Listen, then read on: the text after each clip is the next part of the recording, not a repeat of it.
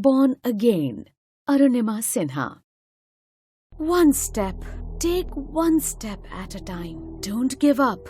I think we should turn back. The slope is too difficult. The mountain loomed before them.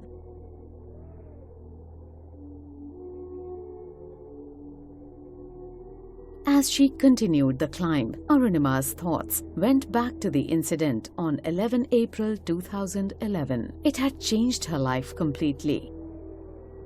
Hand over your bag and gold chain, now. She felt defenseless in the general compartment of the Padmavati Express traveling from Lucknow to Delhi. Born and brought up in Ambikanagar in Uttar Pradesh, she was going for an examination to join the Central Industrial Security Force, or CISF. Arunima looked at her attackers.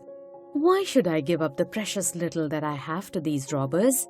She thought. She clutched her bag tightly and moved away from the gang. The robbers tried to snatch her bag. She resisted and fought back, but she was overpowered. They then pushed her out of the running train. As she lay on the tracks, unable to move due to the severe injuries she received from her fall, another train from the opposite direction ran over her leg and she lost consciousness. Locals rushed her to a hospital where the doctor had to amputate her left leg just below the knee to save her life. A week later, she was moved to the All India Institute of Medical Sciences, AIIMS, where a Delhi-based company provided her with an artificial leg free of cost.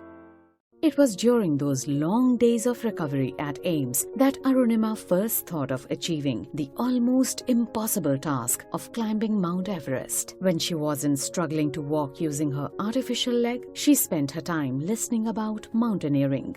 Arunima loved reading about the challenges faced by climbers who had conquered Mount Everest. She had always loved sports and had been a national volleyball player. Now, she dared to dream about climbing the highest mountain with her artificial leg.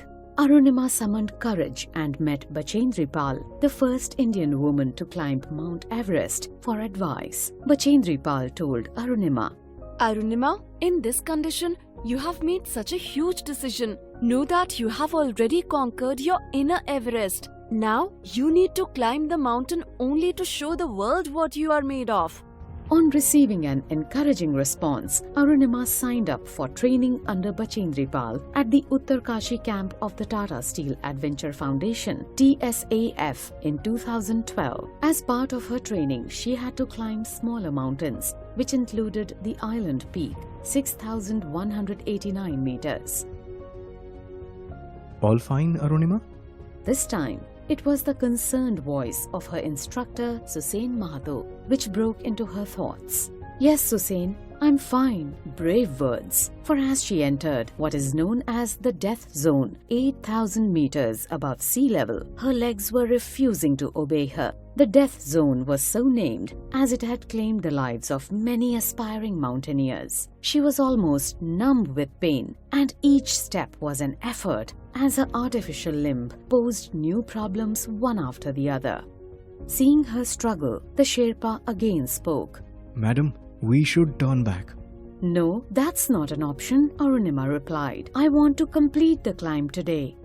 Her artificial leg was constantly troubling her as it cut into the flesh on her leg. Sharp ridges rose over the icy slopes before her. She must climb over them, step by step. One false move and she could fall into a deep crevice below. She took a deep breath and pressed on.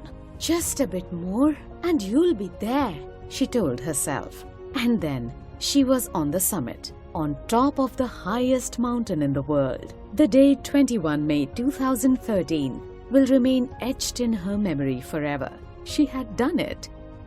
She was the second amputee in the world to have climbed Mount Everest, the first being Rhonda Graham from USA. In December 2014, in a grand ceremony, the Prime Minister of India released the book Born Again on the Mountain, written by Arunima on her experience of scaling Mount Everest. In 2015, she was awarded the Padma Shri. She was also honored with the Tenzing Norgay Award in 2016 and the First Lady Award in 2018. Arunima runs a non-profit school for the underprivileged and specially abled children. The school, Shaheed Chandrasekhar Azad Viklang Khel Academy, is Arunima's life. In her words, failure is not when we fall short of achieving our goals, it is when we don't have goals worthy enough.